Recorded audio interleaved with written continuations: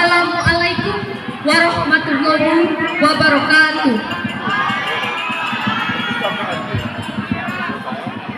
Selamat pagi, Om Swastiastu, Namo Buddhaya, salam kebajikan, rahayu, dan salam sejahtera bagi kita semua.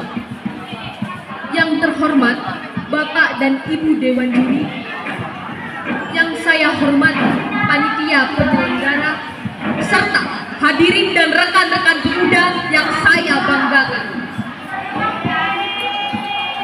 Hari ini saya, Almira Rahmamazia dari kelas 9, berdiri di sini untuk yang kedua kali. Bukan hanya untuk menyampaikan pesan-pesan para pahlawan bangsa yang terdahulu, tetapi untuk mengenal dalam sebuah pidato yang berjudul Bahasa dalam Sumpah, Jiwa dalam Bangsa, dan untuk merajut kembali nyawa perjuangan, nyawa yang pertama kali lahir pada tahun 1928 ketika sekelompok pemuda dan pemudi dengan gagah menyeruakan keberaniannya dengan berseru, "Kami putra dan putri Indonesia."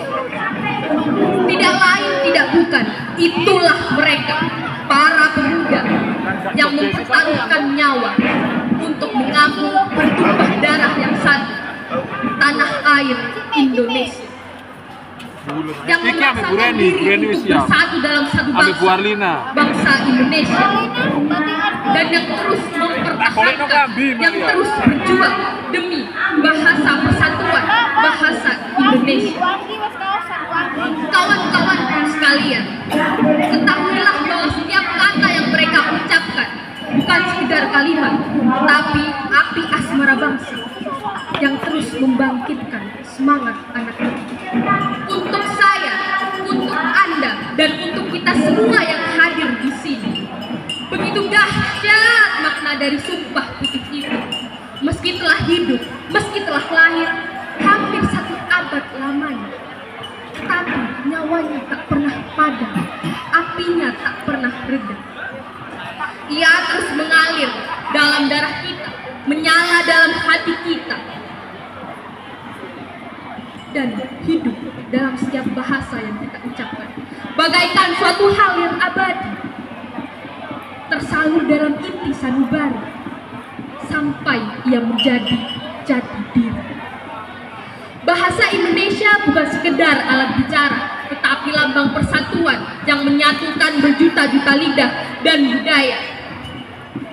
Coba berhentilah sejenak untuk membayangkan, seandainya tanpa bahasa ini, apakah kita masih bisa menyebut kita satu? Apakah kita masih bisa menyebut bahwa kita memahami sesama anak bangsa? Maka dari itu, mencintai bahasa Indonesia bukan soal kebiasaan, tetapi tanggung jawab. Warisan dari mereka yang telah menulis sejarah dengan luka, dengan darah, dan dengan pengorbanan. Karena di setiap kata Indonesia tersimpan luka, pengorbanan, dan perjuangan para pahlawan bangsa. Dan hari ini, ketika kita mengucapkan kembali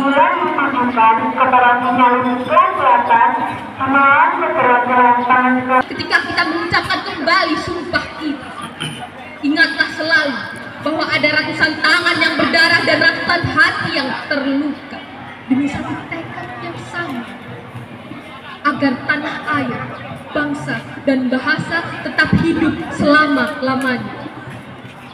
Wahai pemuda dan pemudi Indonesia, simpanlah sumpah itu di dalam dada, hidupkan bahasa dalam jiwa, dan juga teruskan perjuangannya dalam karya. Sebab sumpah kita belum selesai, dan ia masih terus berdetak dalam nadi kita. Cukup di sini pesan yang dapat saya sampaikan. Sekian, wassalamualaikum warahmatullahi wabarakatuh.